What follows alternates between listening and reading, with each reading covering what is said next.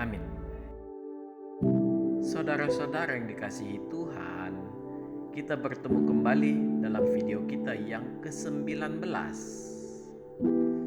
Dan pada kesempatan ini, kita masih melanjutkan bab 4 dengan judul Iblis, yang merupakan video episode ketiga yang berisi tentang kerajaan iblis, misi iblis berdasarkan Alkitab, dan kita menyinggung sedikit tentang bagaimana menghindari iblis. Saudara-saudara dan para sahabat kanal Forum 195 yang terkasih,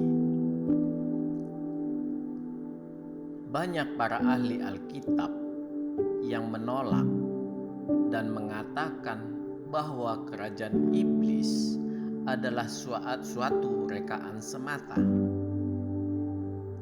Di sini kita tidak bermaksud hendak mengkonfrontir tentang anggapan tersebut, tetapi lebih baik kita melihat kenyataan yang dikatakan oleh Alkitab. Mari kita mengamati kehidupan iblis sebelum dia jatuh. Sebagai salah satu malaikat penduduk sorgawi, dia pasti tunduk pada suatu pemerintahan sorgawi. Ya, di sorga juga ada hierarki pemerintahan. Meskipun tidak dapat kita bayangkan seperti yang kita kenal. Berdasarkan pengalamannya ini, iblis juga sudah pasti memahami pentingnya mendirikan pemerintahan dalam sebuah tatanan organisasi. Dia makhluk yang tidak main-main dalam kecerdasan. Kita bisa mengingat di awal kejatuhan manusia dalam dosa, dia memilih binatang yang paling cerdas di muka bumi sebagai perwujudannya. Inilah yang menggambarkan tingkat kecerdasan iblis yang tidak bisa dianggap ringan. Dia mengkoordinir pemerintahannya dalam upaya bentuk perlawanan atau pemberontakan terhadap kerajaan surga. Kita bisa melihat di dalam kitab Efesus 6 ayat 12. Efesus 6 ayat 12. Karena perjuangan kita bukanlah melawan darah dan daging, tetapi melawan pemerintah-pemerintah, melawan penguasa-penguasa, melawan penghulu-penghulu dunia yang gelap ini, melawan roh-roh jahat di udara. Ini tentunya tidak dimaksudkan untuk melawan pemerintah-pemerintah di bumi, melainkan pemerintah, penguasa, dan penghulu dunia yang gelap yang mengkoordinir roh-roh jahat di udara. Di kitab Efesus ini kita juga diperlihatkan tentang struktur organisasi pemerintahan iblis. Mari kita melihat bentuk roh-roh jahat yang bekerja secara langsung di dalam kehidupan manusia. Ini bisa kita lihat di dalam Galatia 5. Galatia 5 ayat 19 sampai 21.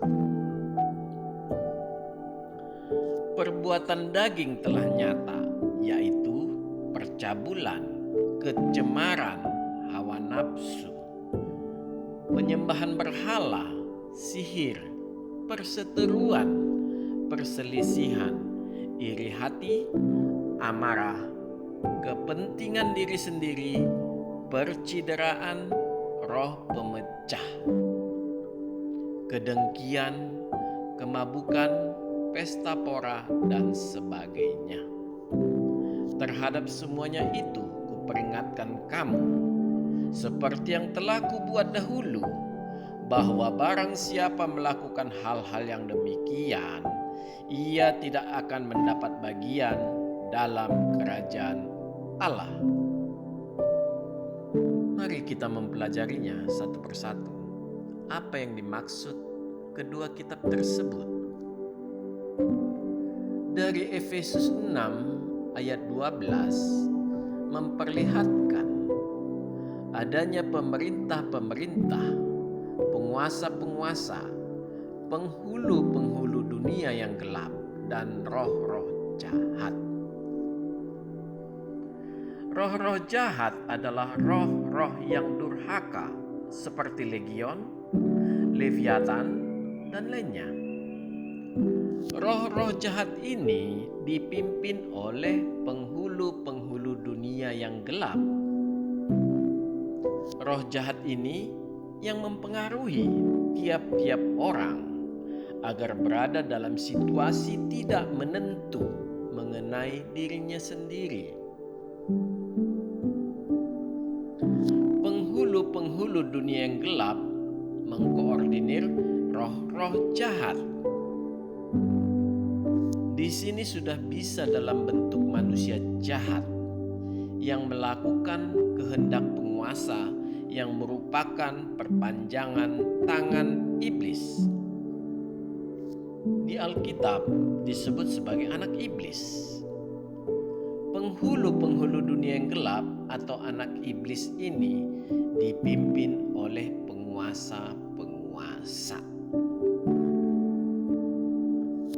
Penguasa-penguasa adalah makhluk yang menerima kuasa dan menjalankan rencana. Sekali lagi saya ulangin, menjalankan rencana atasannya, yaitu pemerintahan.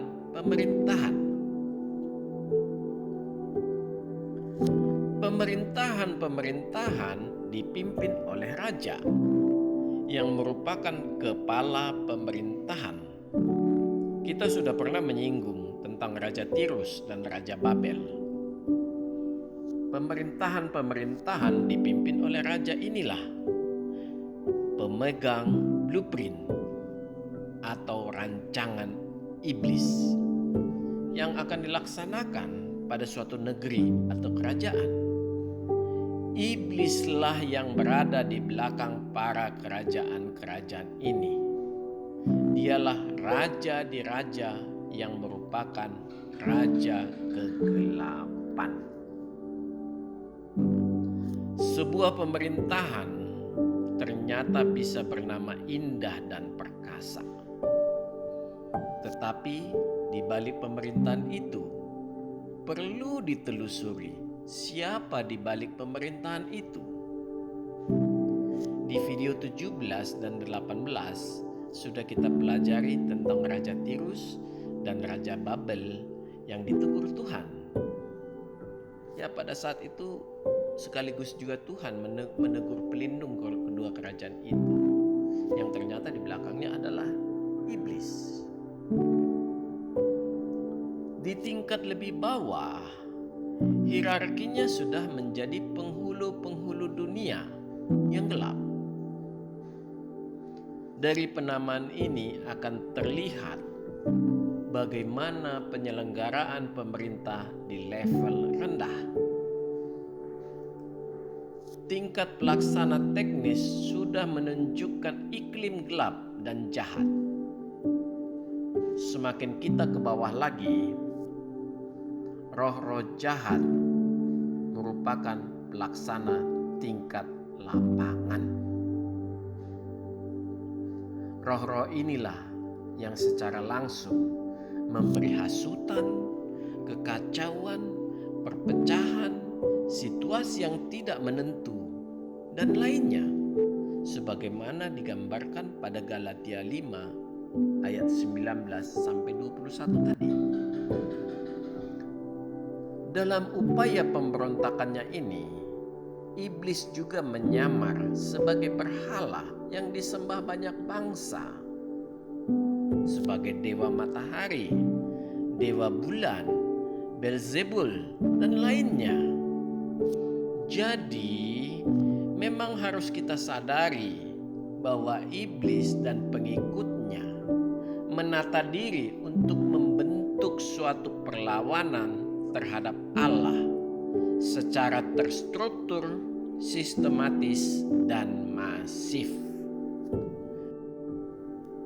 Demikianlah, agar tidak terjadi penyesatan dalam kekristenan mengenai macam-macam roh, karena menurut standar kebenaran dari Alkitab, makhluk ciptaan Allah yang berkepribadian sebenarnya hanya dua jenis, yaitu makhluk jasmani seperti kita manusia yang kelihatan, dan makhluk rohani yang tidak kelihatan seperti malaikat. Di luar daripada ini adalah hewan ataupun seluruh makhluk yang tidak berkepribadian dan juga benda mati. Memang tidak bisa disangkal bahwa manusia di dalam mempertahankan hidupnya terkadang memuja hewan yang tidak bisa ditaklukkannya, baik secara fisik maupun secara logika. Di samping itu, bisa juga terjadi manusia memuja benda mati yang dianggapnya suci atau sakral. Inilah yang kita kenal sebagai pemuja berhala. Sampai saat ini masih banyak manusia yang melakukannya. Bahkan ada yang sudah melabelinya menjadi sebuah agama. Disinilah iblis bermain untuk, ya dalam tanda kutip, menghidupkan makhluk-makhluk atau benda-benda mati ini. Pasukan di garda terdepan terdiri dari roh-roh yang berawal dengan menimbulkan kekacauan secara personal atau pada tiap-tiap orang. Roh jahat dari kerajaan kegelapan. Saudara-saudara dan para sahabat kanal Forum 195 yang terkasih, mari kita melihat misi iblis berdasarkan Alkitab. Dari video-video sebelumnya, kita sudah paham misi besar iblis tidak lain adalah: pertama, ingin meredupkan cahaya kemuliaan Allah dari seluruh ciptaannya. Yang kedua, menggagalkan nubuatan Allah yang tercatat pertama sekali di Alkitab, yaitu karya salib. Melihat tujuan iblis yang sedemikian besar, ada baiknya kita mempelajari bagaimana iblis membingkai tujuan besarnya menjadi rancangan-rancangan kecil, misi-misi kecil, rencana-rencana kecil. Meskipun demikian, seluruhnya bila dibingkai menjadi sebuah misi besar berskala global. Seperti disebutkan sebelumnya, terstruktur, sistematis, dan masif. Mari kita melihatnya.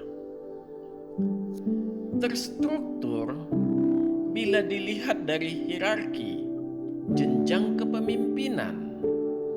Ya, mereka memiliki pemerintahan, penguasa, dan penghulu dunia yang mengkoordinir roh-roh jahat di tingkat terendah. Sistematik, karena semua melalui perencanaan yang baik, meskipun di skala luar tampak berantakan.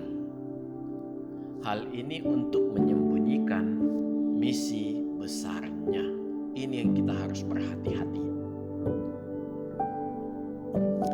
Masif, Karena sebenarnya sudah terjadi di seluruh umat manusia. Sebagaimana kesaksian Alkitab yang mengatakan semua manusia sudah berdosa. Seperti dikatakan di kitab Roma 5 ayat 19. Mari kita lihat. Roma 5 ayat 19. Jadi, sama seperti oleh ketidaktaatan satu orang, semua orang telah menjadi orang berdosa. Demikian pula, oleh ketaatan satu orang, semua orang menjadi orang benar. Ya, karena ketidaktaatan Adam, semua berdosa. Dan karena ketaatan Kristus, semua orang menjadi orang benar.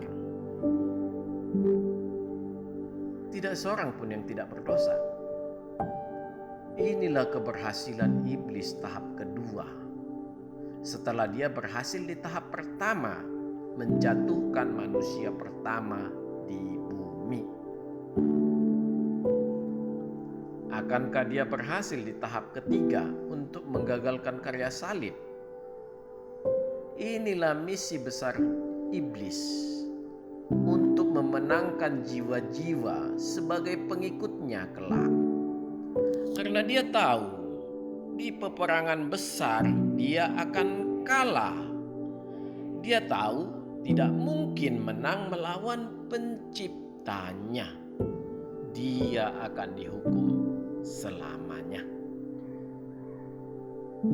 Dengan memahami kecerdasan iblis yang sangat tinggi ini,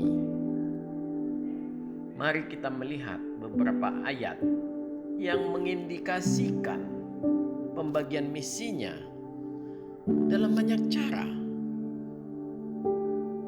Kita melihat dari Wahyu 12 ayat 7 sampai 9. Iblis sebagai penyesat. Ya, iblis menyesatkan seluruh dunia. Maka timbullah peperangan di sorga. Mikael dan malaikat-malaikatnya berperang melawan naga itu. Dan naga itu dibantu oleh malaikat-malaikatnya. Tetapi mereka tidak dapat bertahan. Mereka tidak mendapat tempat lagi di sorga. Dan naga besar itu, si ular tua yang disebut iblis atau Satan, yang menyesatkan seluruh dunia, dilemparkan ke bawah. Ia dilemparkan ke bumi bersama-sama dengan malaikat-malaikatnya. Kita melihat kembali di Ayub 1 ayat 11 sampai 22 dan Ayub 2 ayat 4 sampai 7. Iblis mendatangkan kerugian fisik dan harta. Ini sudah kita bahas di video-video sebelumnya. Di sana kita bisa melihat betapa kehidupan Ayub diluluh lantakkan oleh iblis, lahir dan batin. Tetapi Ayub tetap dalam imannya. Dia diperkenan Allah. Kita melihat di kitab Wahyu 12 ayat 10. Iblis sebagai pendakwa siang dan malam. Artinya, yang selalu membuat kita selalu merasa bersalah terus. Iblis menyerang kita secara mental.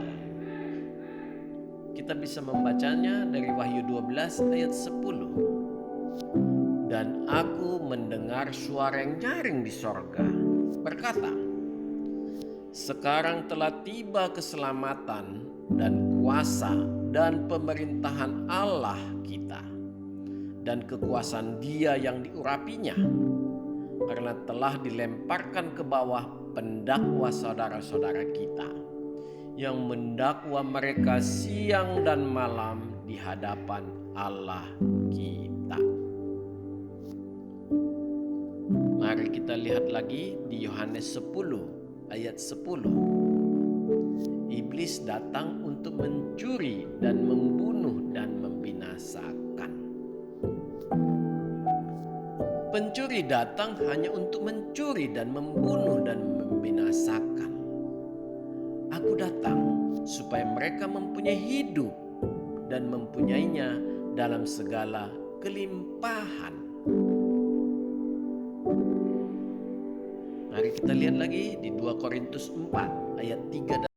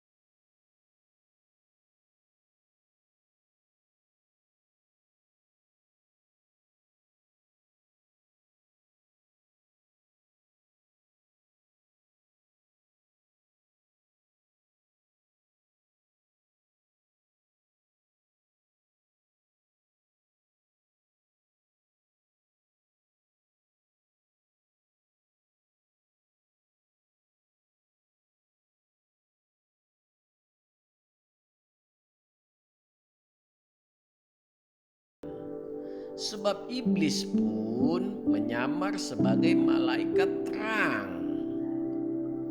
Jadi, bukanlah suatu hal yang ganjil jika pelayan-pelayannya menyamar sebagai pelayan-pelayan kebenaran.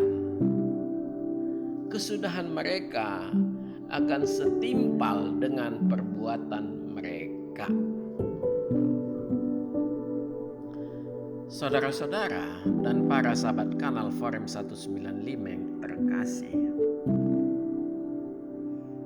mari kita lanjutkan dengan melihat bagaimana menghindari iblis berdasarkan Alkitab. Topik ini sebenarnya akan kita perdalam di video mengenai materi bab 6 tentang karya keselamatan. Tidak apa, dari mulai topik sekarang ini kita mengupasnya sedikit demi sedikit sampai nanti ditutup di bab 6 tentang karya keselamatan. Saudara-saudara dan para sahabat kanal Forum 195 yang terkasih, secara umum seluruh manusia di muka bumi ini akan mengakui bahwa tidaklah mungkin manusia menghindari dosa, artinya menghindari iblis. Ini adalah pendapat yang sangat benar sekali. Alkitab pun memastikan itu. Seperti dikatakan di kitab Roma 5 ayat 19 yang tadi di atas. Ya, semua orang di dunia ini berdosa. Satu pun tidak ada yang tidak berdosa. Di sisi lain, Alkitab mengatakan supaya kita menghindari dosa. Berarti ada suatu peluang bagi manusia untuk berusaha terhindar dari pekerjaan iblis ini. Ya, kita bisa saja membuat kondisi-kondisi batasan. Ya, sebagai contoh berikut. Yang pertama, menghindari pembicaraan yang mengarah ke dosa. Yang kedua, menghindari bergaul dengan para pendosa. Yang ketiga, menghindari tempat-tempat yang menjanjikan dosa. Yang keempat, menghindari pekerjaan-pekerjaan yang mengarah ke dosa. Dan banyak lainnya yang bisa kita buat. Artinya sebenarnya hanya satu. Kita berusaha membuat barrier atau penghalang antara kita dengan segala sesuatu yang bersifat atau memberi efek dosa. Ini bukan suatu hal yang salah sebenarnya, tetapi membutuhkan akal budi dalam melaksanakannya. Barrier atau pembatas yang kita buat ada baiknya mengacu kepada Alkitab supaya memberi gambaran yang tepat. Kita dapat dengan jelas melihatnya di dalam diri Tuhan Yesus Kristus. Ya, Tuhan Yesus Kristus adalah contoh yang paling baik dalam hal ini untuk bisa kita melihatnya. Seluruh dunia mengakui bahwa ada pernah seorang dan satu-satunya manusia yang lahir ke dunia ini yang tidak berdosa. Dialah Tuhan Yesus Kristus. Kalau kita melihat kehidupan Yesus Kristus, kita akan melihat dengan jelas di Alkitab bahwa Dia justru bergaul dengan manusia seperti kita yang jelas adalah makhluk berdosa. Kita akan membuat pernyataan, ya berbeda dong. Yesus adalah Allah. Allah tidak mungkin jatuh ke dalam dosa. Mari kita melihat dari sisi lainnya. Justru karena Yesus secara ilahi adalah Allah suci, Dia harusnya tidak boleh tersentuh dengan manusia berdosa. Apakah Yesus seperti itu? Kita harus mengakui dengan jujur, Yesus Kristus tidak seperti itu. Inilah salah satu tujuan Allah menjadi manusia, agar manusia mampu melihat, merasakan, dan berbicara langsung dengan Dia, supaya nyata di mata manusia bahwa Dia ada, Dia hadir, dan Dia nyata. Tangannya begitu sering menyentuh orang-orang berdosa, menyembuhkan, menghidupkan, memegang bahu untuk menguatkan kita, menghapus air mata, dan banyak lainnya. Sama saja seperti pergaulan manusia lainnya. Yesus tidak menjadikan dirinya seperti menara gading yang tidak bisa disentuh atau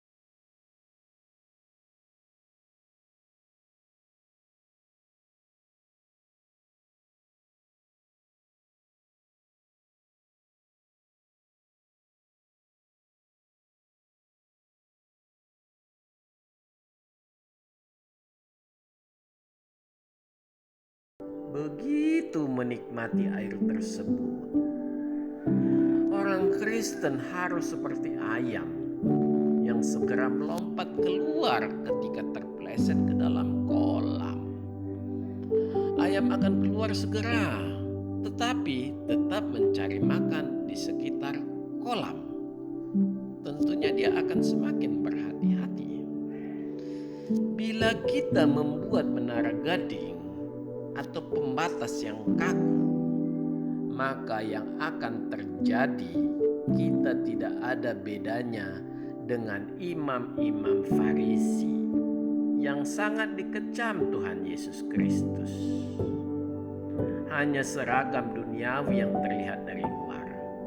Ya, memang pada saat ini sangat banyak manusia yang berpenampilan seperti ini, bertebaran di mana-mana demi mendapat kehormatan dari manusia. Ya, memang manusia bisa kita tipu. Tetapi apakah kita mendapat kehormatan dari Allah? Apakah kita dapat menipu Allah? Apakah kita mendapat perkenanan dari Allah? Tidak, saya pikir. Sekali lagi tidak akan pernah bisa. Allah mengenal kita totally. Jauh lebih baik daripada kita mengenal diri kita sendiri. Allah tahu isi relung hati kita, yang kita sendiri pun tidak mampu menelusuri hati kita lebih dalam lagi. Ini bisa kita lihat dari kitab Yakobus 4 ayat 17 yang memperlihatkan bahwa batasan dosa tidak hanya skala lahiriah, melainkan batiniah juga.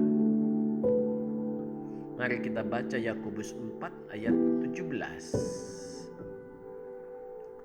Jadi, jika seorang tahu bagaimana ia harus berbuat baik, tetapi ia tidak melakukannya, ia berdosa. Saya ulangi sekali lagi. Jika seorang tahu bagaimana ia harus berbuat baik, tetapi ia tidak melakukannya, ia berdosa. Kalimat yang sangat dalam dan menghantam hati kita. Sebuah penilaian yang dilakukan Allah dan masih dalam skala hati. Belum dilihat mata manusia. Yang mengetahuinya hanya kita dan Allah.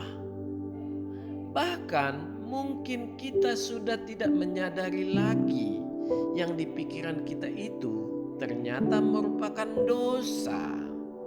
Tetapi Allah tetap tahu.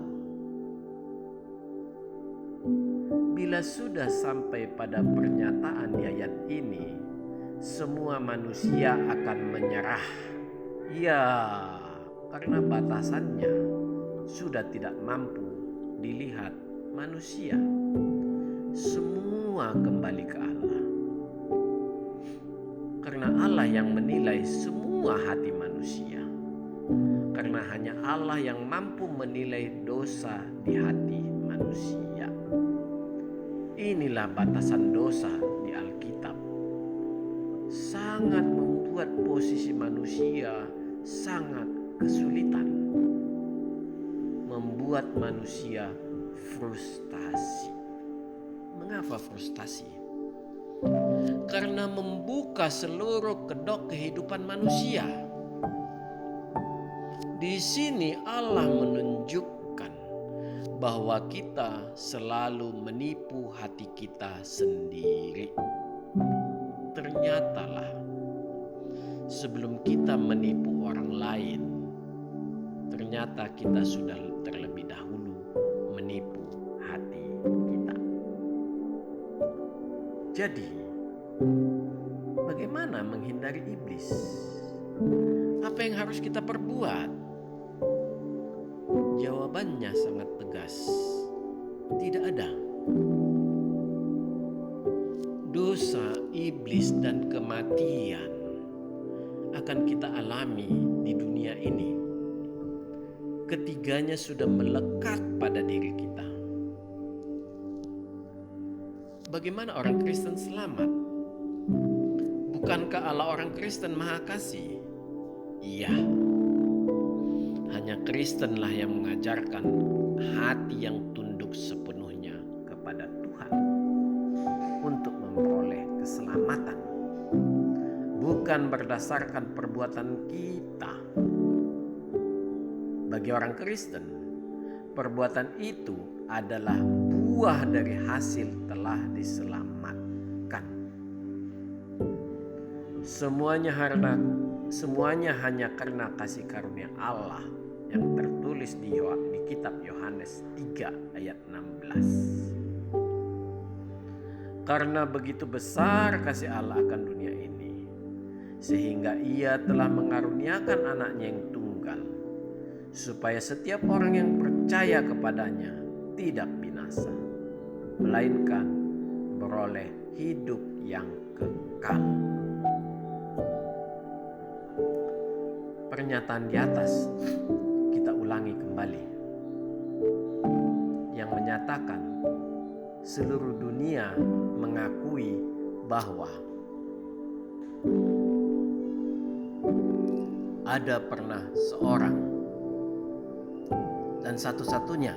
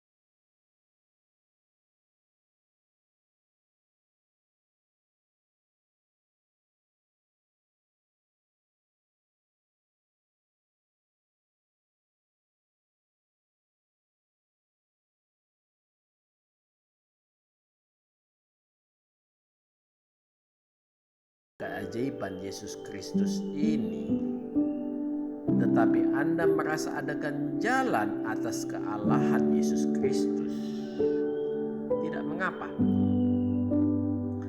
Lepaskan dahulu dari pikiranmu pertentangan bahwa Dia adalah Allah atau bukan, seperti yang selalu didongengkan selama ini ke Anda oleh antikristus ecek-ecek.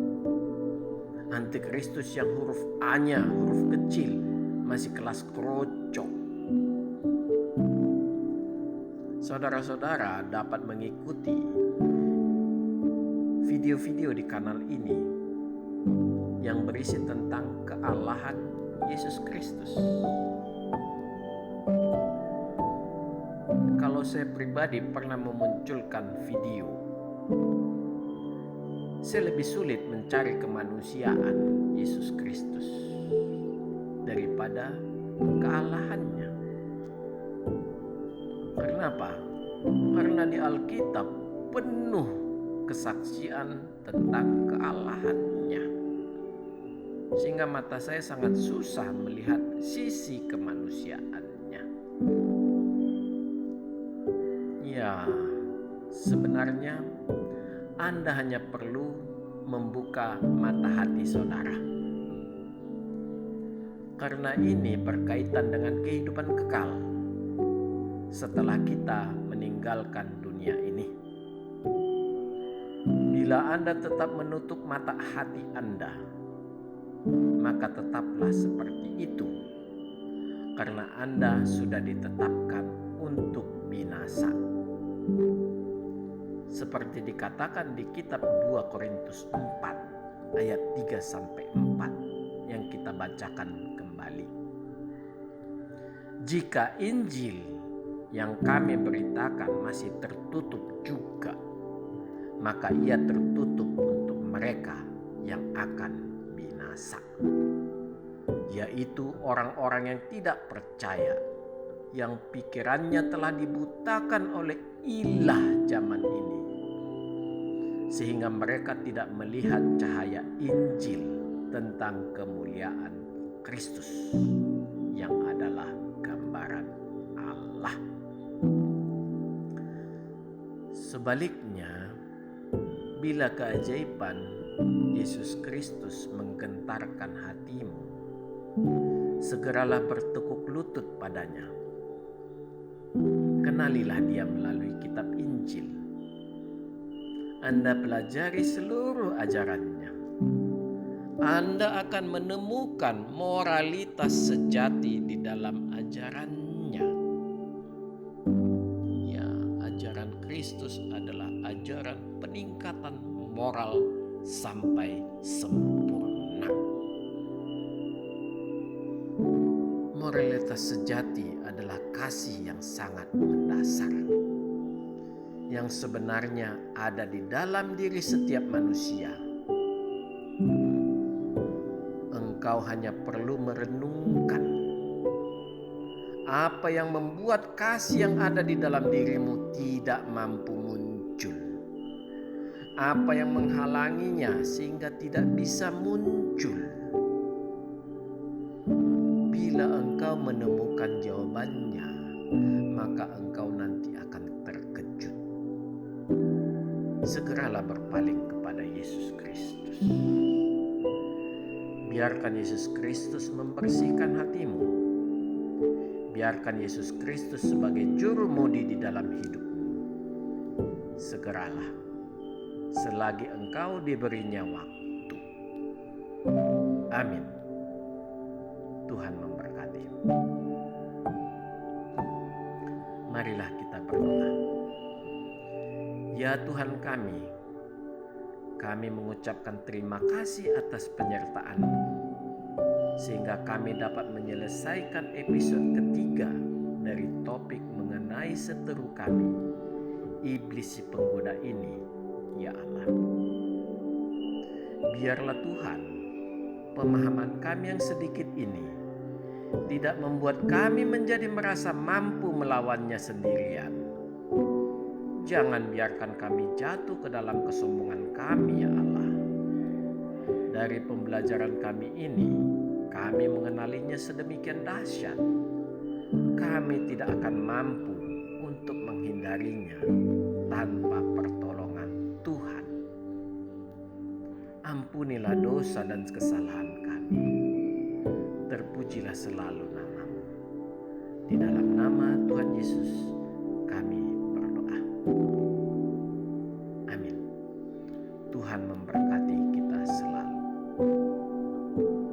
Saudara-saudara yang terkasih, marilah kita masuk ke saat teduh sejenak.